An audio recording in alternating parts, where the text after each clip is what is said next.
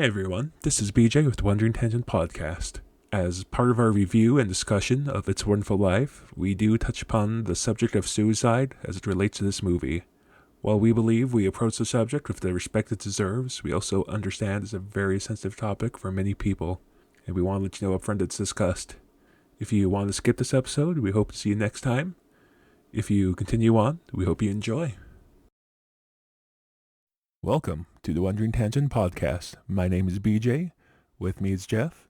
And today we're talking about the 1946 holiday classic, It's a Wonderful Life. Okay, BJ, you picked a heartwarming story, didn't you? It's a Wonderful Life. This is a real classic show that a lot of people have probably a lot of sentimental feelings for, but it's very heartwarming. And what I mean by that is I'm not sure if I was prepared for heartwarming this time. I'm not sure if I was. You're too used to pain and darkness at this point, huh? Yeah, at this point, we've just recorded our October selections, which was spooky, scary, and then we've done other serious things, Yeah, we and did. now we're on to this. Yeah, a little peek behind the curtain for the listeners. The last 3 movies we've done is that we did, well, I guess this is sort of a spoiler or whatever, but we did the original Godzilla, which is a dark and depressing movie. We did The Changeling, which is a dark and depressing movie, and then we did then we did the Star Wars Holiday Special, which is a dark and depressing TV special. Yes, it was. And now we're on to this, which is very different. This is going to be tricky to talk about in some ways, but you selected it, and it's probably good for both of us that we talk about this very classic movie about heartwarming things and good holiday things. Because remember, the holidays is a time to take out that piece of your heart, then dust it out that actually feels good things. Put it in and, crank it up. Feel something warm and fuzzy about things. That it's a good time of year to do that. And this is a good movie to do that, especially if you're not feeling in the mood for the season. Then this is a good movie to watch and actually get in the mood for the season, I'd say. Yeah, That's my brief explanation. What are yours? Oh, yeah. What's your take? So I wanted to watch this one because this is actually one I haven't watched in quite some time. We had originally talked about doing a different Christmas movie that we had both seen fairly more recently, but I don't know. I was just going over things. I'm like, oh, I bought It's a Wonderful Life on Amazon X amount of years ago, but I never sat down to watch it, and I don't think I've sat down to watch it in the last decade or so. I'm not sure when was the last time I actually sat down watched it end to end.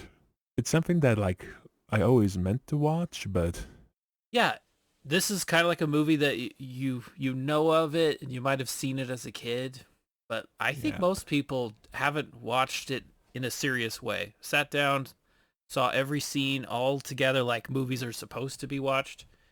Well, it And became it's true of me too. Go ahead. it became super well known decades ago because it got shown all the time during the holidays because the copyright lapse, so TV stations could start showing it at low price, so it got showed all the time. So that's when it became popular because Yeah. kind of dive into something we haven't done in a few episodes, the fun fact sort of things. The film was actually a financial failure when it came out in 1946. Yes. It It was not popular. no it Interesting, isn't it? Yeah, it lost $500,000 in the theater, which, if the inflation calculator I used online can be trusted, is roughly the equivalent of $7.5 million in 2022 dollars. So it flopped. Yeah, it flopped. Can I just make the supposition here that this is another piece of evidence that popularity and good movies are different subjects. They're they're like different things a movie can achieve. A really great movie can actually be not popular. It is very possible. In fact, it's not only possible, but there are lots of movies that have this same thing. Like Charlie and the Chocolate Factory wasn't popular until a long time later. Well, But I, anyway, we don't have to go down that as I, tangent. I as I just don't want to point it out. as I don't know how true your supposition is, since It's a Wonderful Life is now or was very popular. I don't know how popular it is anymore because Okay, I that's don't know. another thing. Kind of back when we were talking about what Christmas movies to do, we had a little micro discussion about what is a Christmas movie and what isn't a Christmas movie. And, you know, it seems like nowadays people don't like stuff that is kind of traditionally Christmassy anymore as much, maybe. You think so? I don't know. I don't know. I don't really leave my house very much, and I don't really talk to people on the internet of, and so actually I don't really know what the humans are up to be honest. So if you say people don't Well, as much anymore, that could be true, and I could be completely oblivious to that. well, just going based off what I like see online and social media and somewhat, it seems like it became cool, the hipster thing to do is say that Halloween's your favorite holiday now, right? Oh, really? Or at least Hmm. that's that's seemingly what I knows at least. It's the people who start talking about Halloween in like September and then start complaining about people listening to Christmas music in November, right? Well, okay. I would come back with at least from a shopping point of view, Christmas seems to be taking over a lot. I mean, that's just nature of retail, but to counter that, there's literally a chain of stores that pop up just for Halloween. Yeah, yeah, that's true. So so I don't really buy into oh, Christmas is too commercial to be a good holiday anymore when people's next favorite holiday has a entire store chain that pops up just for that. Yeah, but But Christmas, for Christmas to be good, you gotta make it good. You can't like rely on stores and companies selling the latest products or even on um, other things to make the holiday good. You want a good holiday, you got to get in the mood yourself. And probably the best way to get in, this is completely off subject, but hey, why not? I personally think that the best way to get into Christmas is just make it simple. Make it a simple holiday.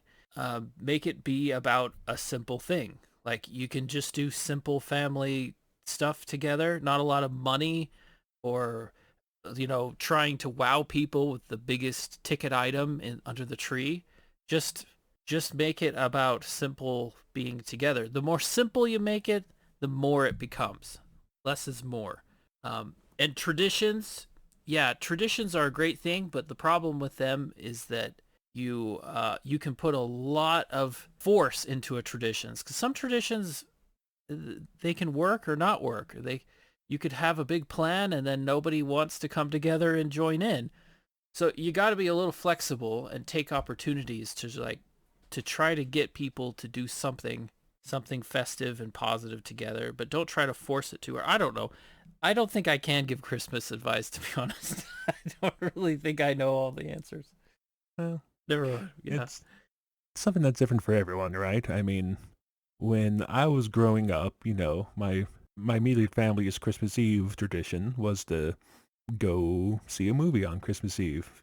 Back when we first started doing that when I was like 10 or whatever, we would basically be the only ones in the theater. But, as I got older and, my older siblings got married and had kids, we kind of stopped doing that because, by that time the theaters were packed on Christmas Eve and we had young nieces and nephews who wouldn't want to sit through an entire movie in the theater. So, you just kind of changes now. Instead of going to a movie theater, those of us in the area meet up at my parents' house Christmas Eve for pizza. And that's a great I think that example is awesome. Uh you keep traditions going, but you modify them because you're always practical. I think the one thing I struggle with the holiday is when traditions get so incredibly ingrained that they have to be done even when they don't fit the situation very well. So I'm kind of caught because I actually do think being strict on traditions can have a lot of positive things about it too. But yeah, you just gotta be in the moment. Try to focus on the purpose of Yeah, everything. Yeah, yeah, tradition is important, but not when it defeats the purpose of the tradition. there you go. Yeah. Anyway, so we're like not even talking about the movie yet. We're already tangenting. Well, the movie is kind of about Christmas, but it's about something more than that too. Yeah, it's. Uh, I feel yeah. like it's a subject that maybe last time I watched it. I don't know how long ago it was the last time you watched it. Do you have any inkling? I watched it decades ago as a Okay. kid. I have not seen it since. I watched it once when I was about 20 years old. That was the last time I saw it. And I don't even think I saw the whole thing Yeah. So because when I actually did see the whole thing, I was amazed at how this movie is a lot longer and has more storyline than I thought. yeah. So the movie's was it like 2 hours 15 minutes long, something like that. Yeah, So I was expecting a 40-minute movie. okay. I really So thought, and I bet that a lot of people watching it on TV as kids probably saw an edited 40-minute version of it. uh, I don't know about that, but it is based off a. Can't really call it a book. It's a little short story called "The Greatest Gift" by Philip Van Doren Stern. I listened to audiobook this morning at work, and honestly, it's about 30 minutes long. The actual audiobook itself is about an hour, but half of that is an afterword that was written by Stern's daughter after the fact. So it's based off a very, very, very short story. Mm-hmm. I don't know anything about the story. Do you want to tell us a little bit about it? I know Do nothing. we do we want to Do say we that want to? for Yeah, I guess spoilers? we could. Okay. So let. So yeah, what I would advise is that this is a great holiday movie to get people around and watch. So I would put it on top of the list if you want a holiday movie to try to set the tone for the year because people need to get into the mood of the holiday. It's a good one. Um, I don't know. I think I've gotten a little bit darker in that I've gotten darker and grumpier in life. I'm like turning into a grumpy old man that says, "Get off my lawn." And watching this movie has given me a little bit of a perspective into that. So that's probably more that I wanted to talk about Yeah. myself. But honestly, this is a very retrospective movie for me. In a lot It's of ways. Yeah. I feel like the themes are definitely something you what's the word? You appreciate more when you as you get older, but dive into details on that. We'll probably need to wait for the spoiler section. Yep. So Uh, you go ahead and give your spiel as to what you think of the movie so yeah, and what you recommend. it's one of those things that's a classic for a reason, right? Like even if you're even if you're not a holiday person or Christmas isn't really your thing, there's a message in this movie beyond that. You know, it's it works well in the Christmas setting, but it doesn't really require it. But it's a good springboard, right? Does that make any sense? Yeah, absolutely. Yep. Oh, so I had a couple more fun facts I wanted to say, but it seems like we're kind of chomping at the bit to get talking about, so maybe we'll No, save those you for later. well, fun facts that might get people to watch the movie could be, and this could be one of yours. I didn't know that. I'm blacking out his name. Jimmy Stewart. Jimmy Stewart, of course, I'd forget his name. Jimmy Stewart was in World War II Mhm. right before this movie was filmed. He left Hollywood. Hollywood and the War Department wanted him to be a celebrity helping the war effort. He said, "No, I want to actually go in and be part of all this in a real way."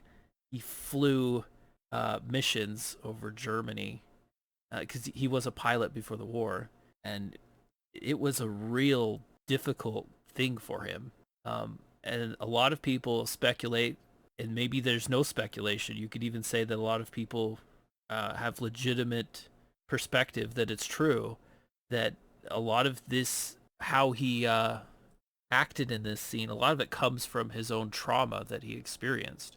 Um, so a lot of that acting, he was able to really portray just, I don't know, anger, chaos, and just everything he had just from his stress from the experiences.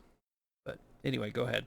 Yeah, well, that was, I mean, obviously that was very much a thing at the time. A large portion of the population had just come back from war, and kind of leading into that, the movie was nominated for Best Picture, Best Director, Best Actor, Best Film Editing, and Best Sound Recording. And in most of those categories, it lost to another film called, now that I bring it up, I totally forgot what it's called. Is it The Best Years of Our Lives? Something like that. Yeah, yeah, Best Years of Our Lives, which is basically about that very subject. It's about three guys coming back from World War II and trying to get back into normal life. Hmm. You might have to put that on our to watch list, maybe, if we can find a copy of it anywhere. I think I might have seen it. I think I might know it, but I don't know. There's a movie like that that I remember watching Yeah. from about that time period. So yeah, I've seen it speculated that part of the reason why maybe the movie wasn't part of the reason why It's a Wonderful Life wasn't so popular at the time was because it did kind of, it is a heartwarming movie and people will watch it and it's warm and fluffy, but it does deal with a kind of a dark theme. Mm-hmm. I mean, does it count as a spoiler if we talk about the plot? Probably. Okay, Well, not really, but I think in our case we can say probably. okay. Yeah. Do we just okay? It's like at this point we're dancing. We've been dancing around long enough. Do we just want to go spoilers? Yeah, let's just do it. Okay, spoilers from here on. You've been warned for this 80-year-old movie. Yep. Not, So you can stop and stop here and watch the movie if you wish. if you haven't, you should.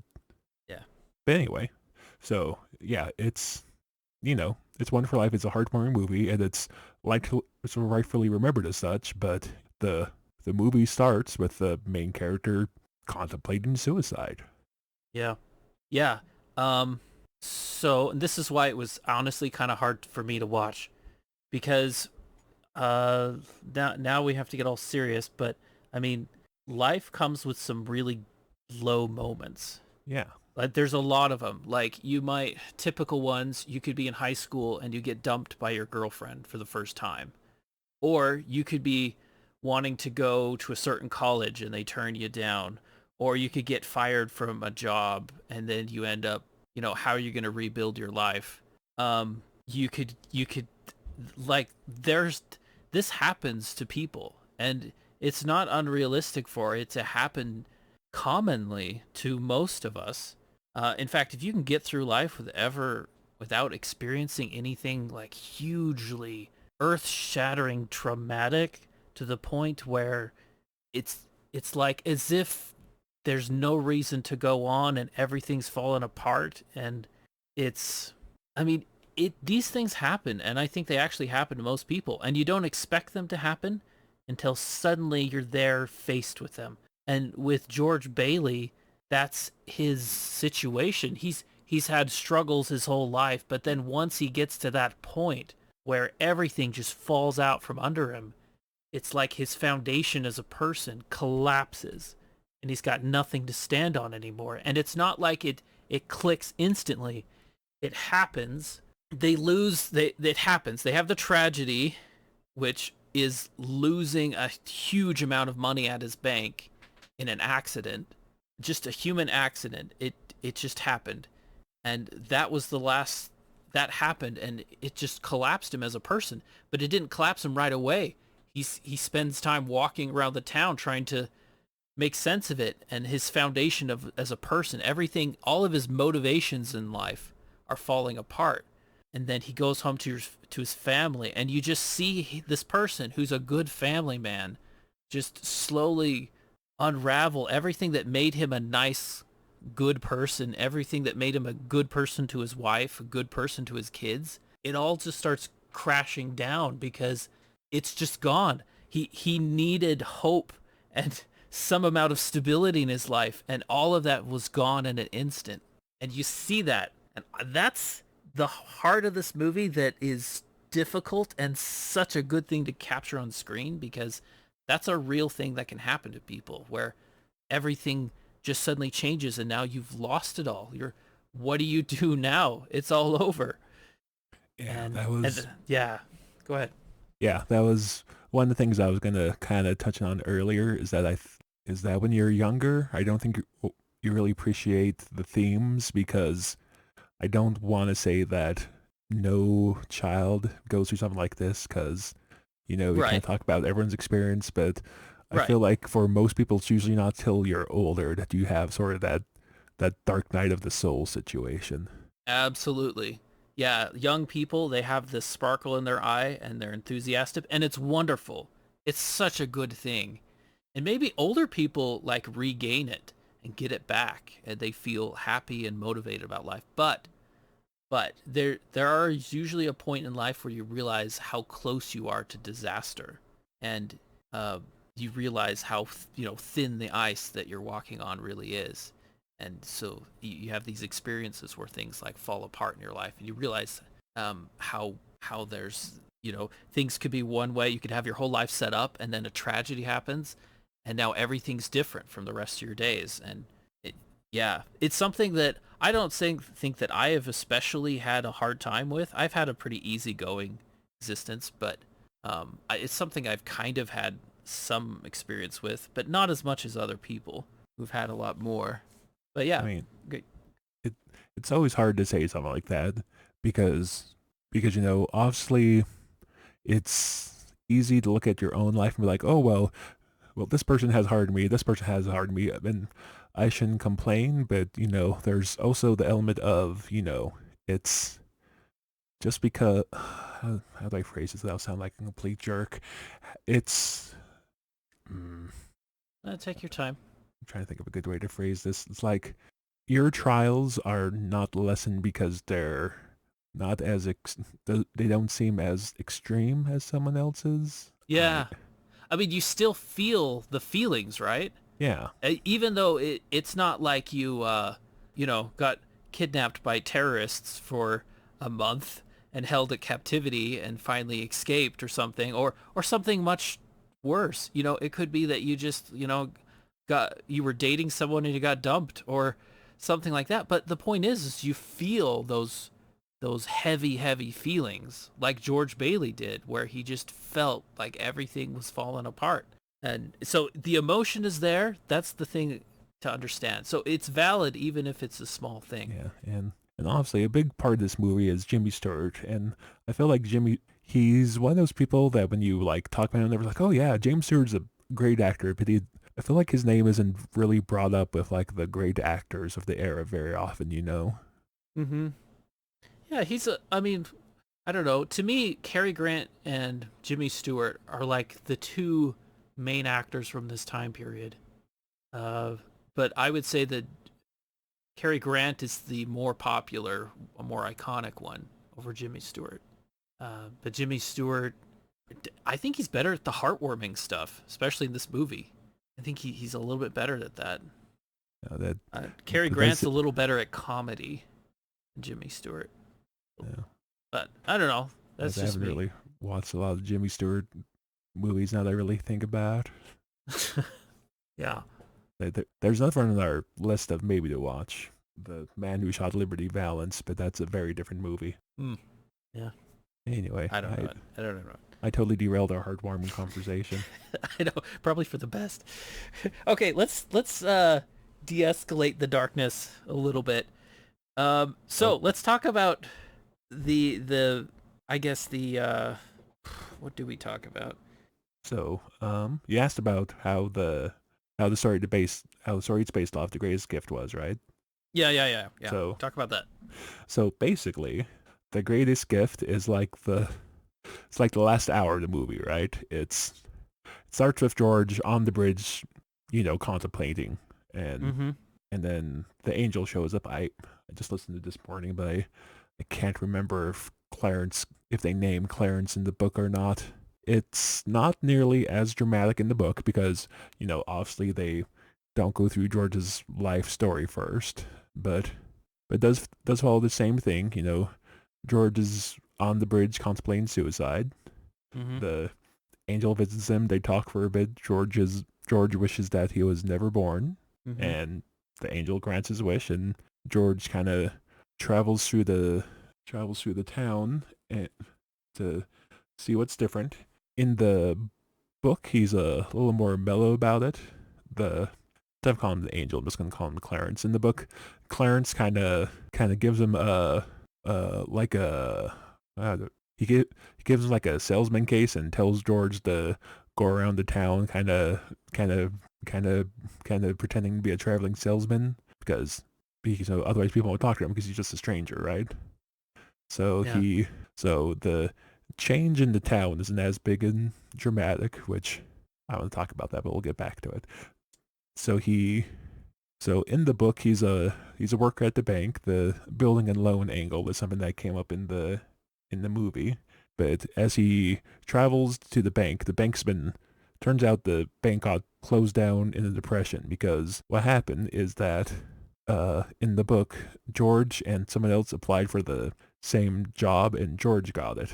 But since he wasn't there because he wasn't born, the other guy got the job, and during the depression, the guy basically stole $50,000 from the bank and split town. So this guy basically closed the bank and wiped out the savings of a bunch of people. Mary ends up marrying a alcoholic, which is kind of implied to be abusive, Mm-hmm. and and like in the movie, because he wasn't there, his brother dies by breaking through the ice and drowning.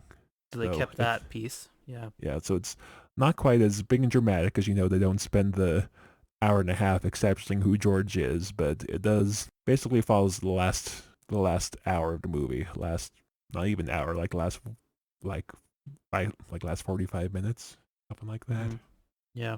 Yeah, there's a lot of establishment, and I didn't remember any of that. So I sat down watching it, and the movie just kind of kept going and going and going with more and more establishing storyline. It's not boring. Some people might think it's boring. I am boring. So I was paying attention to all of it and thought it was interesting stuff that was happening to his youth and everything. And uh, I yeah, will admit I got a little distracted while watching parts of the movie, but that was also because I had to wake up to go to work at like 4 o'clock in the morning yesterday, and I didn't get a chance to sit down and watch the movie till about 7. So I was already kind of super tired when I yeah. started watching it, so I got easily distracted. I'm easily distracted even if I'm well rested.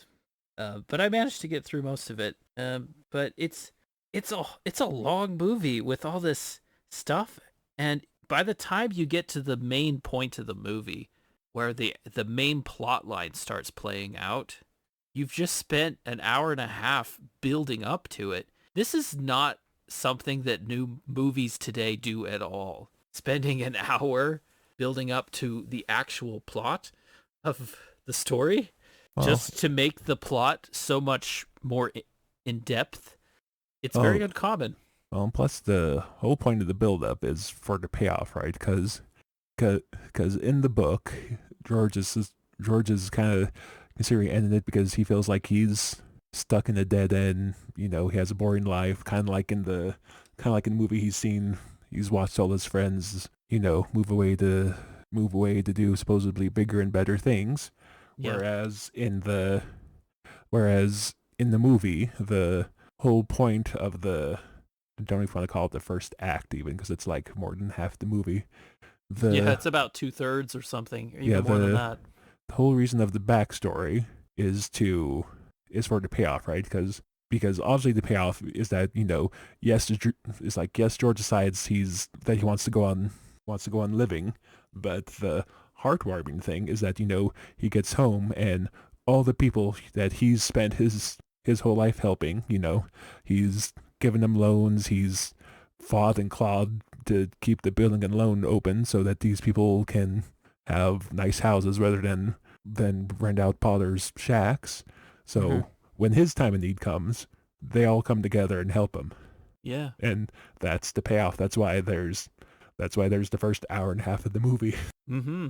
I actually like, in some ways, I like watching TV shows better than movies for one purpose, and that is that if you spend a lot of time building up experiences behind characters, you really get to know the characters, and then when things happen to them, it's so much more meaningful from the audience's point of view. So this hour and a half might seem hard to watch because it might be just boring. You're watching a movie about a small town in the 1940s and people just going about their business doing things in the town. It's not the most gripping part of the movie, but it pays off so well when you sit through it and you get to know all these characters, and then you see the last 1/4 or so of the film where all of these traumatic things happen to him. Yeah, so it's good like that. I think the first bit is really necessary for the last bit to work well. But you could almost like edit the movie if you cut out everything in the beginning and just spent about 5 minutes in a flashback sequence. You could just tell the whole story that way, and it could be a 40-minute movie. It could have been done that way, but instead it's a 2.5-hour movie where everything is spelled out in depth, and the long version has so much more sophistication to it. So I'm glad that they made it the way they did. Mm-hmm. Yeah. So I wanted to know if you had heard about this, because kind of going along with the movie being longer, so obviously in the short version, there's not really a villain, there's not a Potter, right? In the short version? Yeah. Okay. Yeah, because there's no villain, he actually works at the bank, right? Mm-hmm. So going on the subject of Potter, actually it's just going to be a double segue. I'm going to do one segue, then we're going to segue into the other. All right. So kind of with Potter being the Scrooge-like figure, Mm-hmm.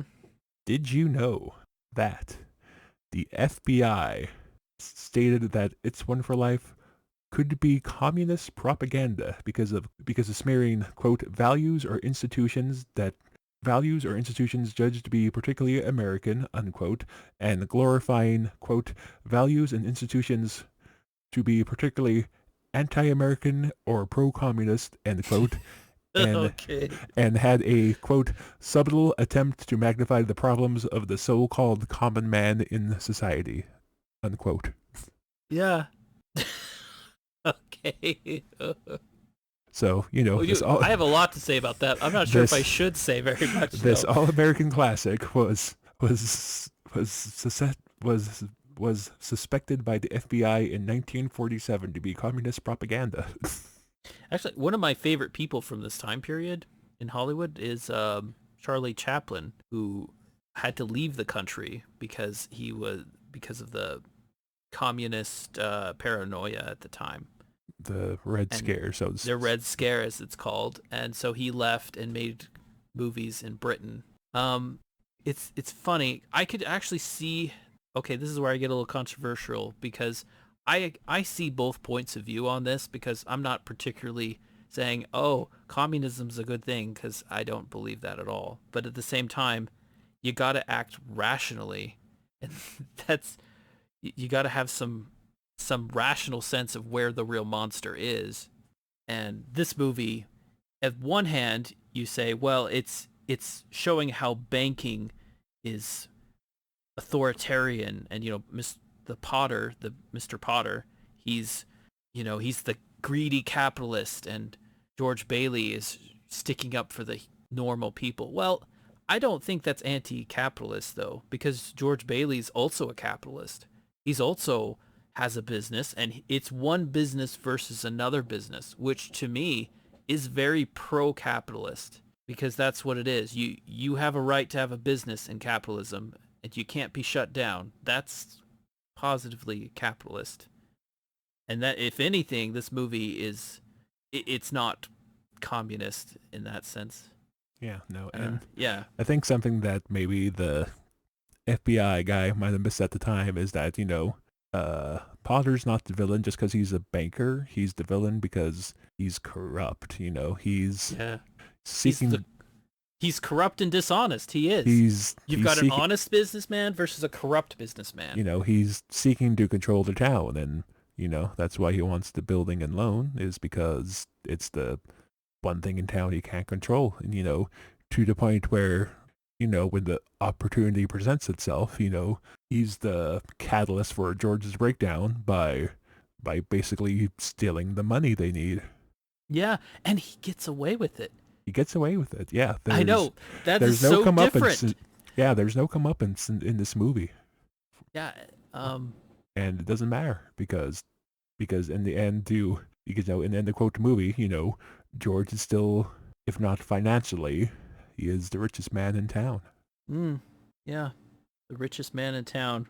That's the real theme, is that he's lived a struggling life. Everyone else went out and got rich. Yeah, Mr. Potter went and got rich. His friend left the town for better opportunities, and those paid off really well for him. So he's rich and successful, and he's not even a likable guy. He's kind of annoying. Isn't that awful?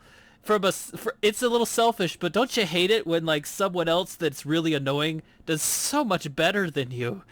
It's like, he's the. Oh, he's not a bad person. He's not a bad person, but he's kind of the. Oh, he's obnoxious. He's obnoxious. He's the kind of guy that's the reason why you don't go to like your high school reunions, right? Okay. It's like, I'm sorry. I didn't go. And, disclaimer, this is not aimed at anyone I went to high school with. This is a theoretical person. Yeah, this is just theoretical things that we're talking about. But, it's like one of the reasons why you don't want to go to your high school reunion is because you don't want to show up and see that really annoying kid that used to be like 3 lockers down from you somehow is like a millionaire and they're just as annoying. Yeah. Yeah.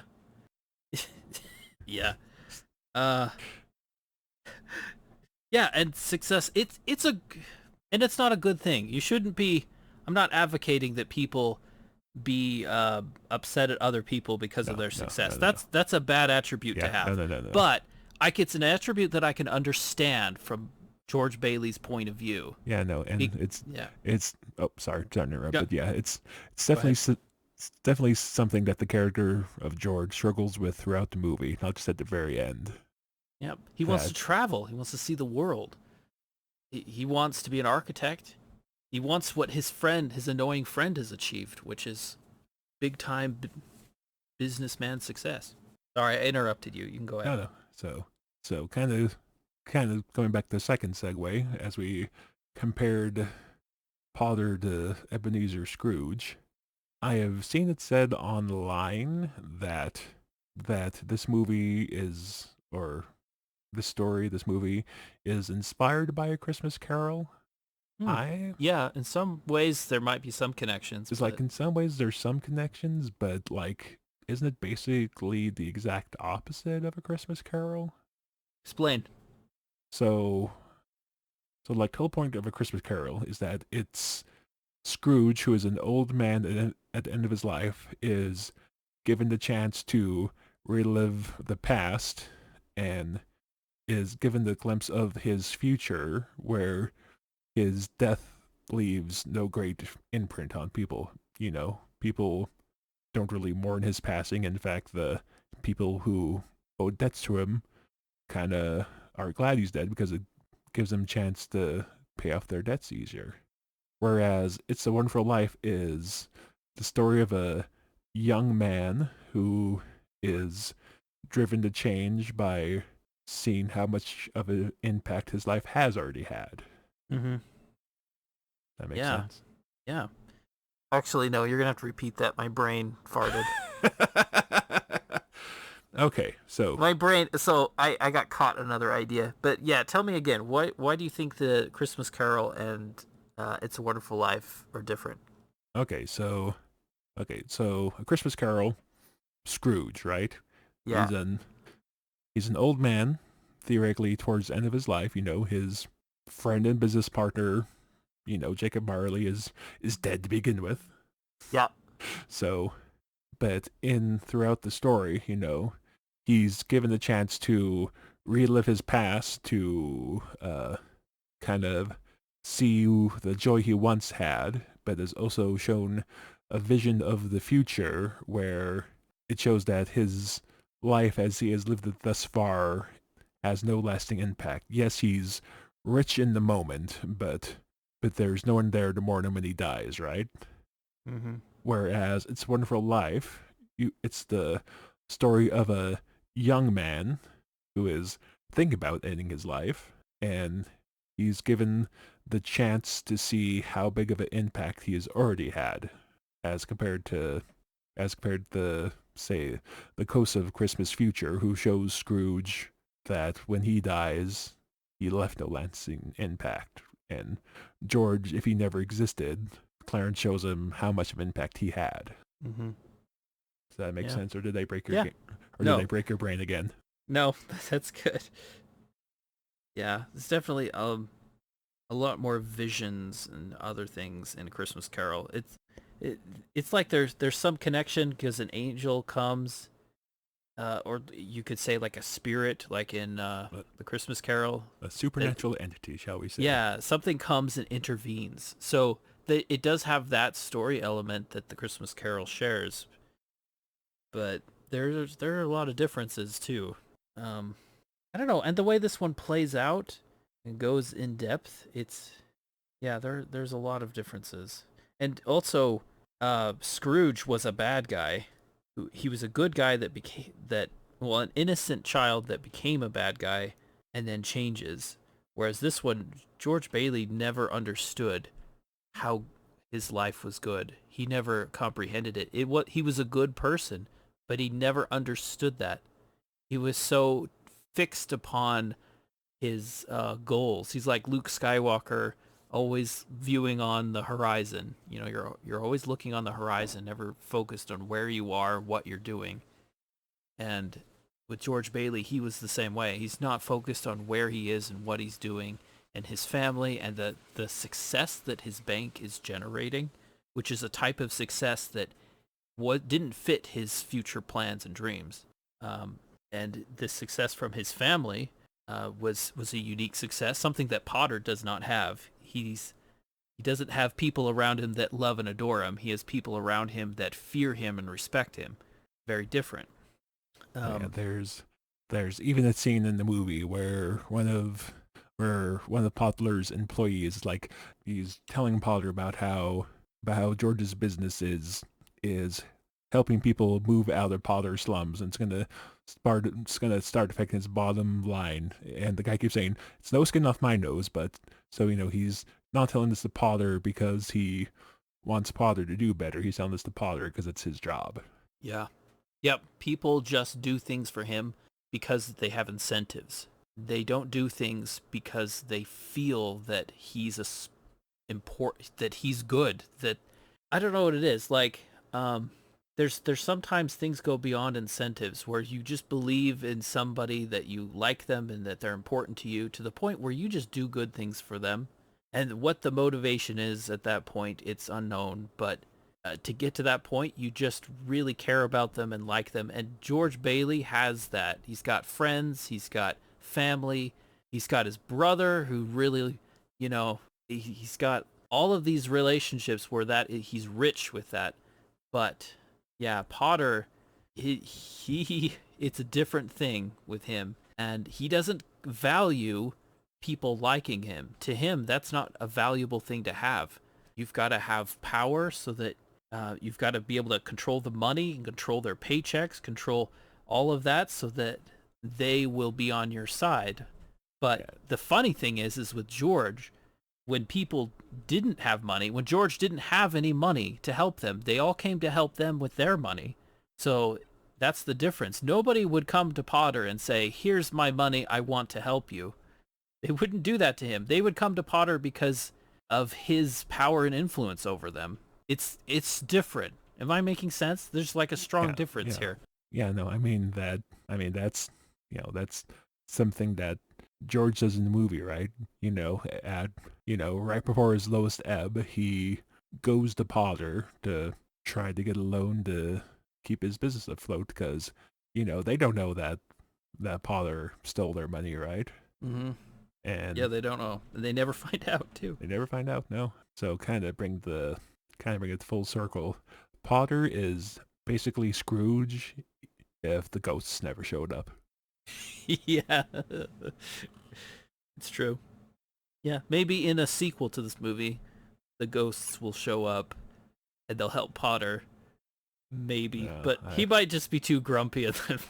no, I read a couple of things about potential sequels or remakes of this, and they all sounded terrible. Yeah.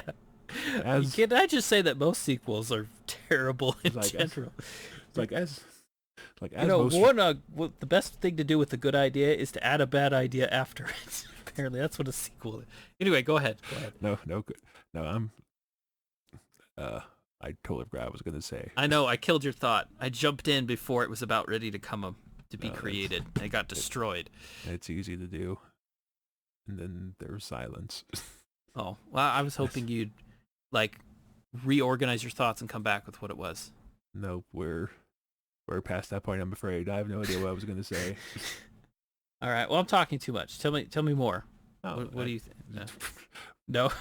Oh, it's a podcast. We're supposed to talk. If you don't talk, there's going to be dead silence as I sit here trying to remember what the heck I was going to say. Okay. Well, if you come up with it, just interrupt me then.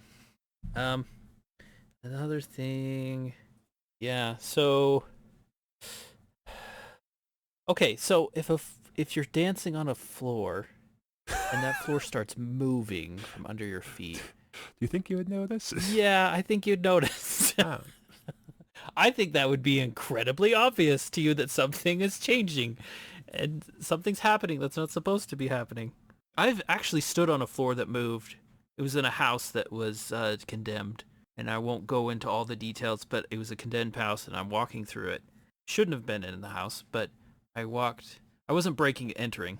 I just want to point that out. Like, I was with someone that was legitimately had access to the house. We were together on legitimate terms and everything.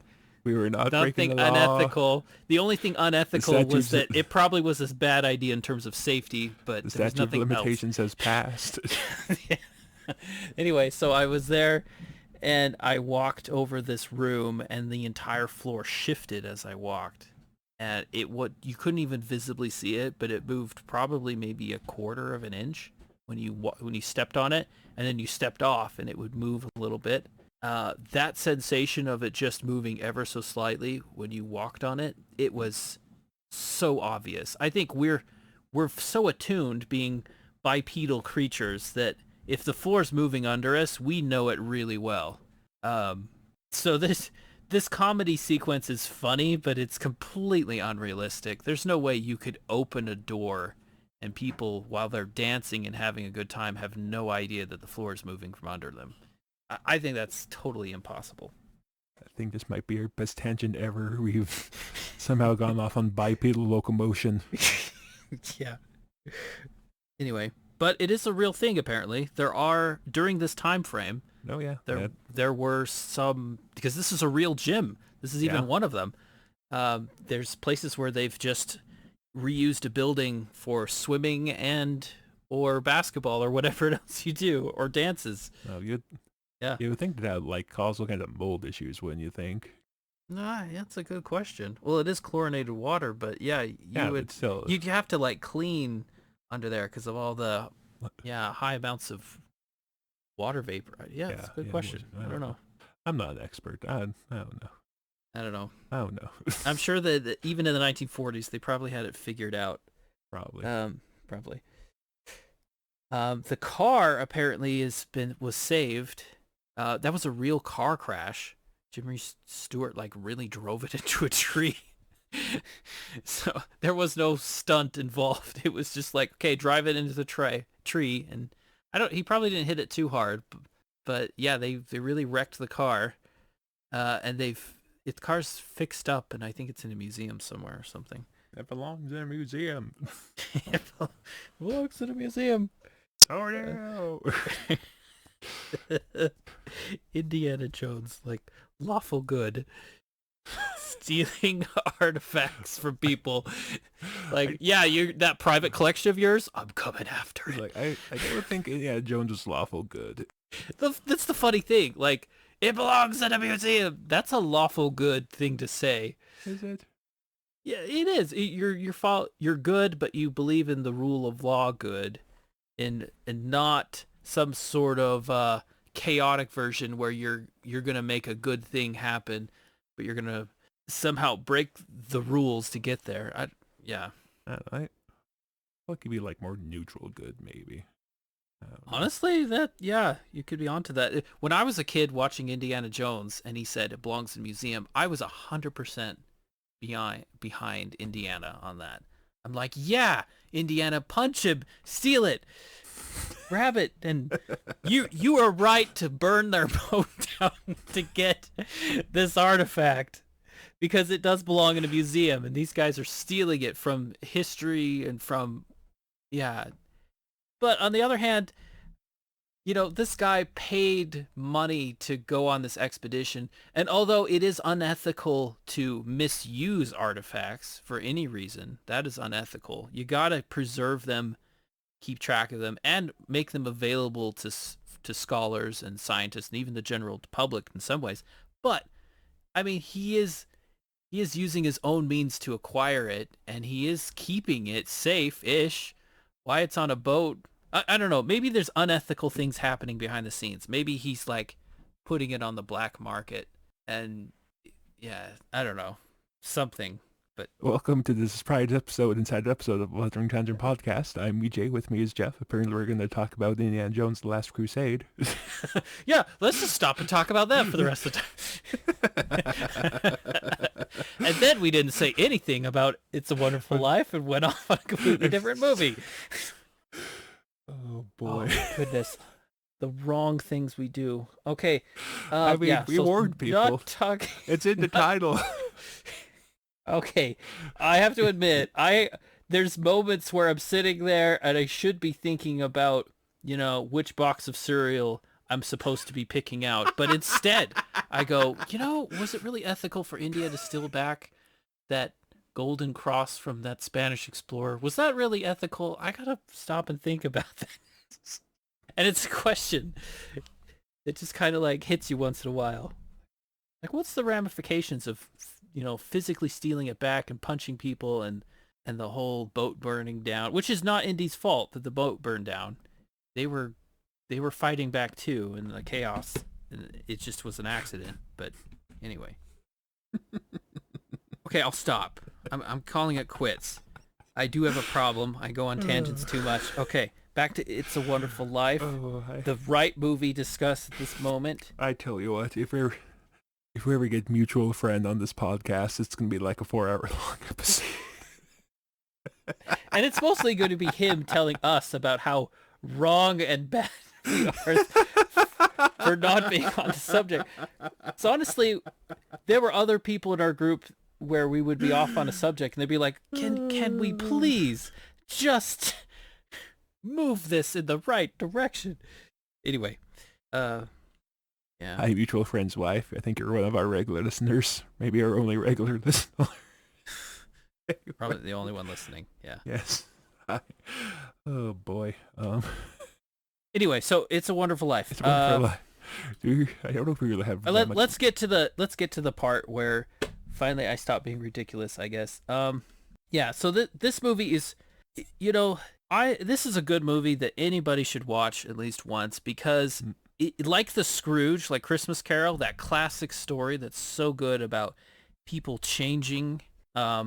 This is really a good one up there in that you see how George Bailey he's had a long, difficult road, and it's led them to this tragedy. But how just by him being able to see things and understand things differently, he realizes that all of this difficult, unhappy stuff that he never wanted. He never wanted any of this. He didn't want to get married.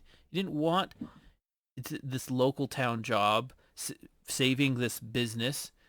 He didn't want any of that. Yet everything he didn't want turned out to be amazingly good for him. And that is a very unique perspective to have.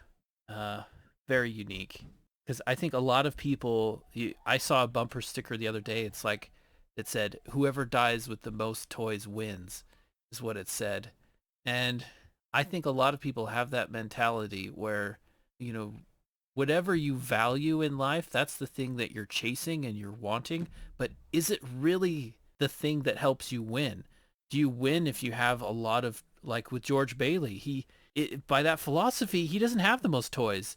Mr. Potter has all the toys. George Bailey does not. But this is the movie where it's showing you, hey, think about it. Who really has the most toys?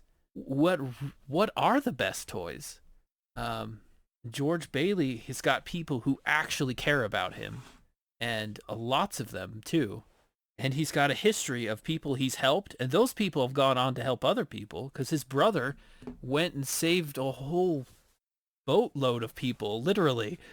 Literal boatload. Yeah, he saved a literal boatload of people. It's kind of something I found interesting while I was watching the movie is that, you know, when George does his thing where he's kind of wandering through the town, kind of getting a grasp of what's happened, you know, since he wasn't there to sort of stand against Potter after his dad dies.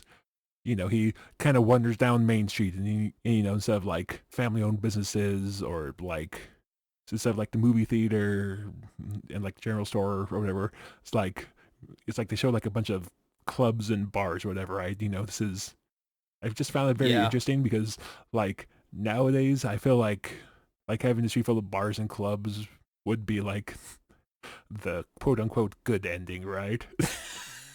Rather than like broken buildings and unoccupied buildings or something. Well, like complete total lack of any kind of activity.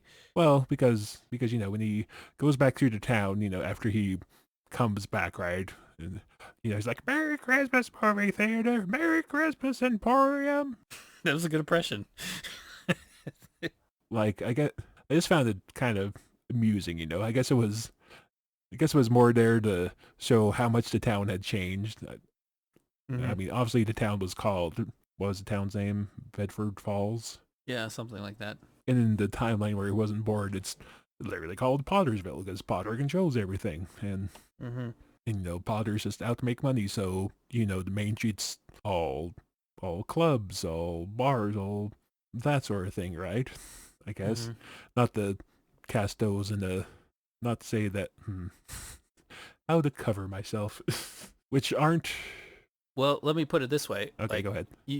Please dig me out my hole. Help me. I'll get in trouble fine, but I honestly think that there's a mentality difference. Like there's the George Bailey mentality and there's the Potter mentality, which is live life for yourself. That's the Potter mentality. And then there's the George Bailey mentality, which is think further down the road about how your choices affect people. Do something for them so that they can be good and be productive and do good things for other people, including you. And when the town lives without a George Bailey, the town is a Potter town. It's where everybody's doing things for themselves. You know, there's a girl that she's being mistreated and she's being treated like she doesn't have value. And they show that. There's towns where it's all about give me, me. And so they have things like they have less reputable businesses to represent all that. And there could be some literalness to it. Where when you live in that selfish outlook and you build a whole city and town like that, you end up with all that. And the people aren't nice to each other in this town. They're not caring or understandable. They're kind of rough with each other and they're not patient and they don't stop to listen. And it's like a whole systemic problem of people not being kind to other people. And it's something that they all perpetuate and bounce around between each other. And they increase because they see each other acting that way. And they, you know, monkey see, monkey do. That keeps going on. And I think that's what the movie's trying to show. It's that George Bailey has struggled to do good things. And it seemed like his life was fruitless. And it's not like he's just being completely charitable. He's a business. he's trying to make a profit off these people too. But the difference is he wants the profit to be more fair. And so people, all of it's that whole mentality that George Bailey had that built Bedford Falls into a place like what it was, where, a place like everyone knows your name. It's a more friendly environment. Another Cheers reference, of course. Is that what you were trying to say, or am I completely off the rocks here? I think you made a way better point than everything I was grasping for, so bravo. Okay. Applause. Yay. I said a bunch of theoretical stuff that I hope is true, which it's good stuff. I think it's good. My opinion is it's good. Yeah, no, that was very good insight. That was much better than whatever point I was trying to make. Yeah. So what point do we need to make now? I don't know. I think... Yeah. So what do you think when you watch this movie? Like, do you think this movie made you think differently about anything in particular watching it, or is it that you kind of already know these things and you thought the movie was in line? I mean, no, it's like we said at the beginning. It's a movie that for most people will make a bigger impact on you when you're older, because I think many people, and a lot of people our age, we watched it when it was on TV all the time during the holidays, right? But, yeah. But that was when we were, in junior high, high school or whatever. It's the kind of movie that it hits harder, like after you've had that life experience that I think most people have, where kind of like you said, the rug's been pulled out from under you, and all you can see is the fall, right? Mm-hmm. Yeah. And yeah. So, but this movie does a good job of showing that while maybe not everyone will get divine intervention, that there is something beyond the fall. There is light at the end of the tunnel, and it's not a train. It's not a train. Yeah, it's like I really think they do a good job of showing just the darkness of his darkest moment. And George Bailey is not the kind of person that would jump off a bridge, but you put him in his darkest moment, and even he probably would be surprised at how low he went and how bad of an idea is that it came into his head, even to the point where he was ready to jump into the river and end it all. In kind of a weird way, I want to tread carefully because I don't want to seem like I'm justifying suicidal thoughts at all, but he was in his darkest moment, so I think in its own twisted logic in the moment, to him, he probably felt like the act would be in the greater good still, which was his common thing, because Potter, when he goes to Potter, he tries to use his life insurance policy as collateral, and it was only worth $500 if he was alive, but $15,000 if he was dead. So Potter sort of straight up tells him, you're worth more dead than alive. So I think that's sort of the thought that he latches on to as he goes down that final spiral. Yes, and it's important that you bring that up, because people wonder, why do people do that? Why would they ever go that far where they would want to give up everything in suicide? And you got to understand there's things going on in that moment in their heads. And I'm not an expert either, but trying to understand. Yeah, in the effort to try and understand. Yes, please do not take mental health advice from us. We are so not qualified. Yeah, but in this, what it shows in this movie is just how he's in that moment. And I think that's the real important thing to understand about feeling down in those dark moments. They're moments. They feel like eternity, but they're moments. And I think that's something that most people don't understand. And especially when you're a teenager and your life's been wonderful, and then suddenly you've hit your first darkest, deepest moment. And your parents don't understand, because to them, they see long-term, long life opportunities. You're seeing short-term stuff, but it doesn't matter, because to you, it's forever. And that's what George Bailey's in. You think, why is he so down? It's like his whole life is gone. He's going to go to jail, and all of his he could have had all those opportunities. He could have left. He could have not gotten married at all and focused on his career. He could have done all those things, but he still feels like he wants to do some good in the world, and he feels powerless. He feels like he can't fix it. And I think that's the key of this movie that does so well, is that when you're down in those dark moments, you feel like you can't fix it. And but the movie teaches you, and it shows, you got to just keep going and see what happens next. And I think that's the message of it. When you're in those situations, you got to see what's going to come next. And with George Bailey, the angel helps him. He says, okay, you don't see a way out. Well, here's something to help your perspective. Here's a world without you, and you begin to see things as they really are. And then when he does that, he begins to see his way out, and he goes to his house. He walks in. They're ready to arrest him.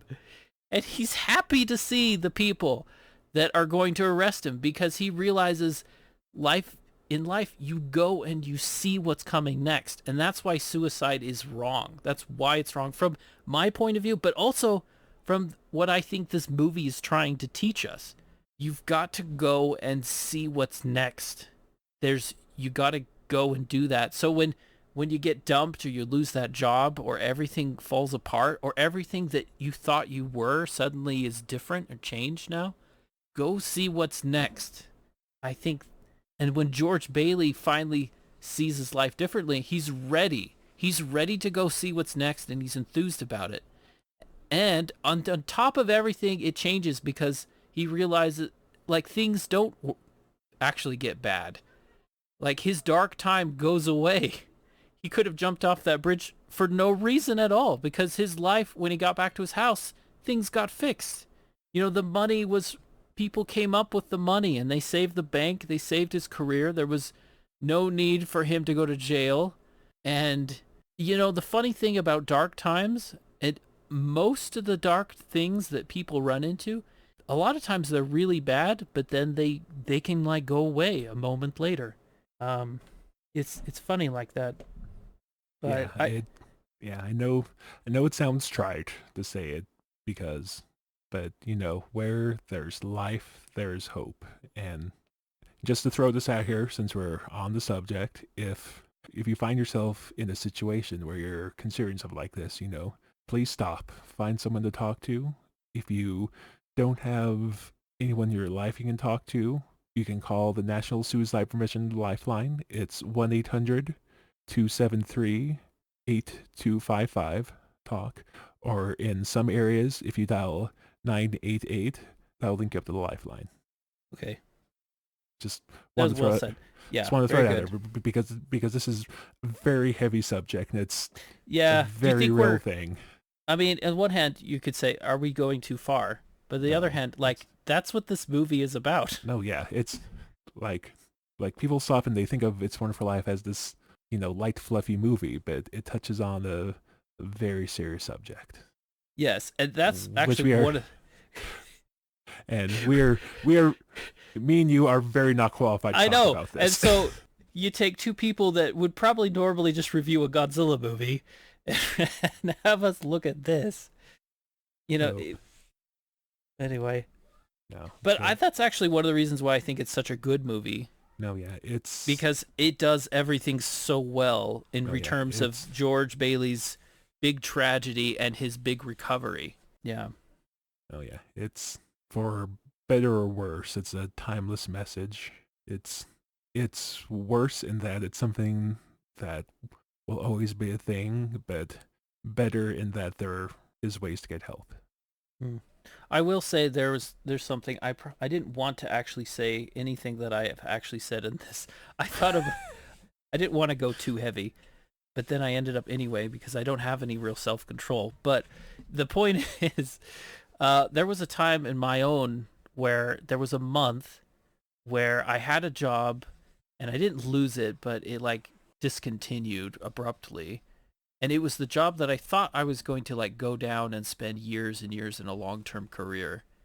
And it was like over suddenly. So I had no work, and then my car caught on fire, and then several things broke down, and then I called to try to get another job, and it turned out to be a scam, and I lost like $150 when I had no income, and I had very little money.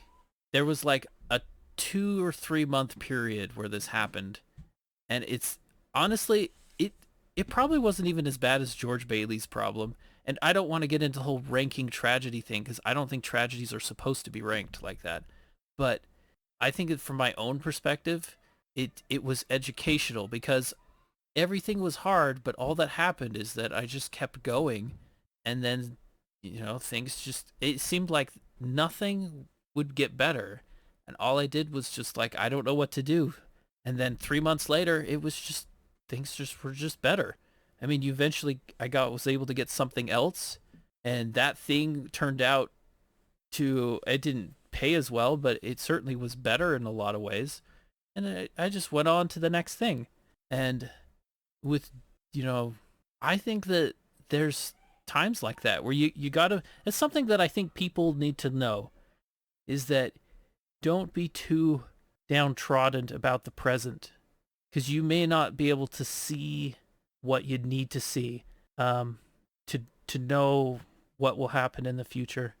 And other people probably have way better stories than I could ever have that kind of relate to this movie. But yeah, with this movie, it's a classic story of how you fall apart, but then you keep going and everything's good. And with George Bailey, once that angel showed him this world, he was able to see, it's not just that his life could get better. It's that finding meaning in what you already have done. Like, it may not be his life wasn't spectacular. It wasn't something you would put in a magazine gloating about your greatest travels around the world and your great business exploits. There's nothing newsworthy about George Bailey's life from an entertainment point of view. But his life had a lot of meaning, and he was able to see it and realize how rich he was. And that's the holiday warm fuzzy message that this movie has. Anyway, go ahead. Go ahead and talk. Just say something. Go ahead. Just tell me what Godzilla's shoe size is. Anything. Just go ahead and say it. What would be his actual shoe size? I don't think it goes that big, dude. And well, theoretically, if like the Godzilla's shoes were on the normal shoe scales, like mine's are like a 9.5. So if you were to scale up, what would be his shoe size? I don't know, man. In my own experience, basically, once you get past size 13, you have trouble finding shoes. Yeah. Oh boy. Goodness, but if anybody can put off building shoes for Godzilla, it'd probably be the Japanese. They're very industrious. And very good at getting things exactly right in the design. So I bet they could do it. They could somehow find the engineering to make shoes for Godzilla. But would he wear them? Would he like when he walks around and, like, we just made these shoes for him. He doesn't even put them on. And when he does put them on, he walks in the water. They get all wet and ruined. Well, if you the mood whiplash in this episode. I know. Maybe that's like a defense mechanism. It got a little bit. It got a little too sentimental. I'm like, my subconscious was like, "Oh no, code red. There's too many feelings. Quick, save us." If anyone who made it this far hangs around and listens to our next episode where we talk about the 1954 monster movie Godzilla, you can hear Jeff talk about how Godzilla's angry all the time because he's basically walking on Legos. Yeah. It would be like that. He has bare feet. He's stepping all these pointed houses and... Okay. Yeah, okay. I'm stopping. Don't go on the tangent that hasn't happened yet. Okay. Yep. Stopping. Okay. Stopping. So, yeah, Yeah. So this was an episode. This was You picked the movie. I You did. know, it's your fault. You picked the movie. I will not be responsible No. for Hey, yeah, for the chaos that will ensue yeah, because of no. this recording. Hey, when Or I even though I really should be equally. Go ahead. Go ahead. hey, if I had to choose between this and Star Wars Holiday Special, this one all day, every day. This was less difficult and painful, right? Yeah. Oh, that was a hard recording. Holiday special. But anyway, Oh boy. we Anyway, we could. There was another movie we're gonna do that would have been nothing but laughs. there's a couple of movies we didn't watch. We didn't watch either of the Christmas movies that we decided on. No, we didn't. What did we do? We had all these great things we wanted for this grand opportunity of the season, and we picked the two we probably didn't want to. Or this is a good movie, but it's not one that was on our radar and that we really were focused on. Anyway, No, but it is a really good movie. It It's is. very good. I, I kind of chose this one halfway in retaliation since you changed yours to the holiday special. So I'm like, well, fine. Jeff wants to watch this other one. We're gonna watch something else. I know, it's just like passive aggressive torturing each other with. Except I torture you with good movies. That's true. You're more ethical in your torturing. It's true. You're the one likes to philosophize. I just put this in your wheelhouse. Yeah, I don't really like to. Do I like to philosophize? You, Maybe I do. Maybe I just am not admitting it. But I don't Yeah. know. Philosophy also is kind of like tiring too. Like when I get all deep into discussions, I feel exhausted afterwards. I just want to start a podcast talking about fun things. Yeah. Well, isn't that the nature? You want to do one thing and then things completely end up a different way. Kind of. Anyway. Anyway, maybe we should. Anyway. Any Last minute thoughts? Are we ready to? Have we said everything that needed to be said, and probably plus a little more? plus a little more stuff we are totally not qualified to talk about, but we gave proper information disclaimers for that. I will end with one final fun thought. So, as we previously mentioned, this movie was considered or it was basically a box office flop. Mm-hmm. It lost $500,000, which is roughly equivalent to 7.5 million in today's money, and it left the director and producer Frank Capra in deep debt. Despite this, Capra would go on to say that It's One for Life is his best movie. Yes, I agree. He's made a lot of good movies. But yeah, this was a good. That's something special that he lost so much money on it, but really, it's his best movie, and it's a good movie. And as far as movies that really have an impact on the audience, I think this one's probably his best. Yeah. Oh yeah, there's a reason we're sitting here talking about it. What was it 76 years after 70? I'm not gonna do math in my head. That's why they invented calculators on phones. Let's see. Quick, Jeff, I need you to fill space for about 5 things while I type in numbers. Fill space. Yeah, Yeah, I I was right. think 76 their years. house was supposedly a dump, like an old dump. But oh my goodness, it was such a nice house. I mean, They did fix it up, but I was like, it what- looked good inside. it was a picture of it. I mean, it was totally leaking when they first moved in. Yeah, that's true.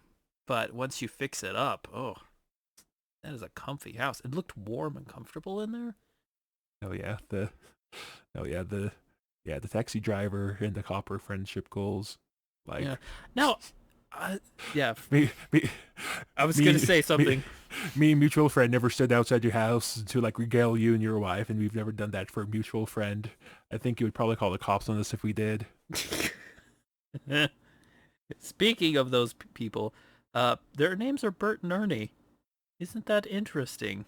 The people who named Bert and Ernie in Sesame Street apparently claim that it's just a coinkydink. Okay, but there's a rumor. There's a rumor. real rumor about it. It is. It's quite- really a rumor.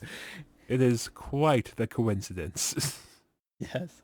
Very, very. It's quite a the coincidence. very real theory.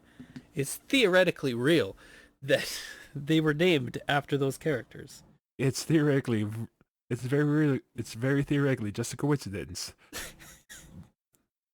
that Bert and Ernie were named after that Bert and Ernie weren't named after Bert and Ernie, and that they just happened to come up with those two names. What a coincidence! Which shows about how much I don't think their personalities really match Bert and Ernie very much, though. No. It just happens that they have those names and that they hang out together in the scenes a lot of times. So it seems like they're friends, but Bert and Ernie have very distinctive personalities, though, that really make them a lot different. I mean, you have kids, so you've probably seen Sesame Street more recently than I have, but... Oh, I read the books mostly. I'm actually really into Sesame Street books. They Sesame Street published a lot of books in the 80s, and I've been trying to collect them all. You know, like other people collect Pokemon, like normal humans. I collect these books because I like them so much, and I read them to my kids. I don't just read them alone at night as a grown man and think, I see. These are so good. I have discovered your reading level. Because they fit my reading level so well. But they're good stories, and they're simple, and they have good like moral storylines to them, and it's fun. The Count counts all these fun things, so I love reading them to kids, and I collect them all. Bert and Ernie do have very distinctive personalities, where Bert is the analytical one who likes to follow rules and structure. He's the lawful good. And I was about to make the lawful Ernie, good count a good joke. And Ernie is the chaotic good. He likes to. He's very different. We are totally losing all the audience that has no idea what we're talking about. Yeah. Well, the goodness. Alignment chart. Who we weren't making this from them anyway. Oh yeah, the line. The alignment. Okay, alignment comes from. No, do we really want to do this? No, it's better that you just don't know, because you'll be better off in life without ever having to know anything about it. Okay. But we need to end this. Okay, let's end it. We've broken it enough. That's when we end things, is when things have gotten too chaotic. It's time to call it quits. I think maybe just be general rule. Anytime we start talking about D&D, it's time to end. Yeah. That's a good house rule. Good house rule. Yeah. Oh, they're talking about Dungeons and Dragons again. Oh, there they go. Anyway, so the corrupted youth of America have talking about D&D again. Okay, so I'm okay. We need to stop. So yeah.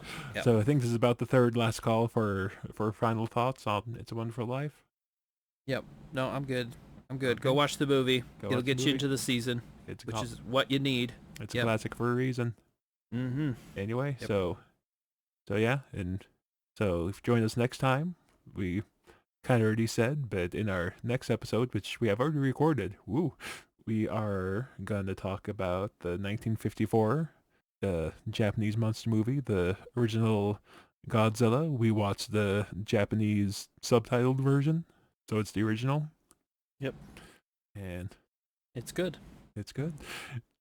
Don't know how good the episode was, but the movie's good. Yeah, the review. Yeah, well. Anyway. Okay. So, Merry Christmas, everybody. Merry Christmas. We're gonna from the Wandering Tangent duo. Merry Christmas. Merry Christmas. And a Happy New Year. I'm PJ. With me was Jeff. And this was the Wandering Tangent. I did it again. The Wandering Tangent podcast. Have a good one.